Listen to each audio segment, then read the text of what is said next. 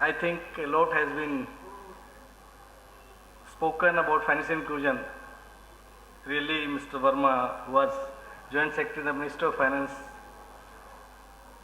he has taken the right direction. I should say that this financial inclusion should not be only through the Section 25 companies, but through other modes also.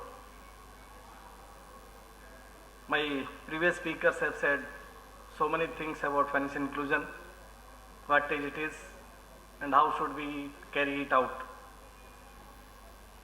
Since morning I am here. Previously I was also in Bihar for near about 2 years as General Manager Central Bank of India in Patna. I know the factual position, what is happening at the field level. I have some interesting data which I just want to share with you. Because I have been given only 3 minutes to speak, so my role is very limited. In Bihar, we say near about 10 lakh population, 10 crores population. Out of that, only 4.5 is banked, I should say. 5.5 is unbanked. Means 55% population is still unbanked. As far as credit is concerned, the figures are very, very disappointing. There is 90% of the population don't have access to that bank credit. Means only 10% of the population, I should say only 1 crore population is having access to the banking credit. Mr. Shekhawat has said something about financial inclusion, what it includes. It includes also the banking services, insurance services. As far as insurance is concerned, only 4% of the Bihar population is having life insurance penetration. Only 4%. And 0.6% is non-life insurance. So if I look at that angle, in the entire country, the insurance sector is, life insurance is about 5%, so Bihar is only little below, but as far as non-life is concerned, it is far below. It is not even 50% of the country's average. 2-3 things importantly pointed out. One is social development.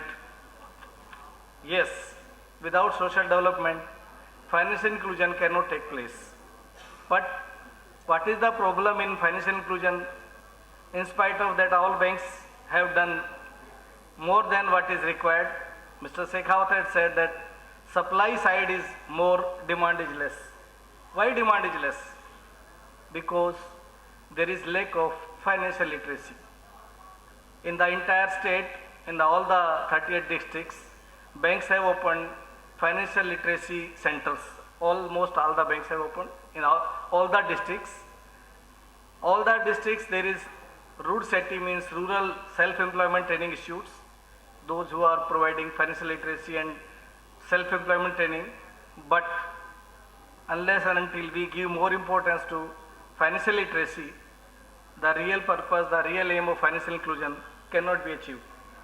So my only request to the state government and to others, organizers of this forum, that this financial literacy is the takeaway point, and which should be given more importance instead of opening the bank account, just providing some credit, because opening of the bank account is not a solution.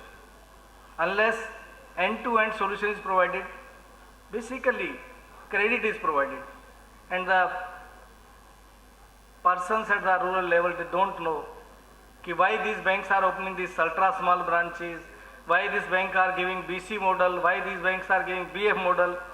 So until and unless they are properly literated, they are financially literated, the purpose cannot be solved, the purpose cannot be achieved.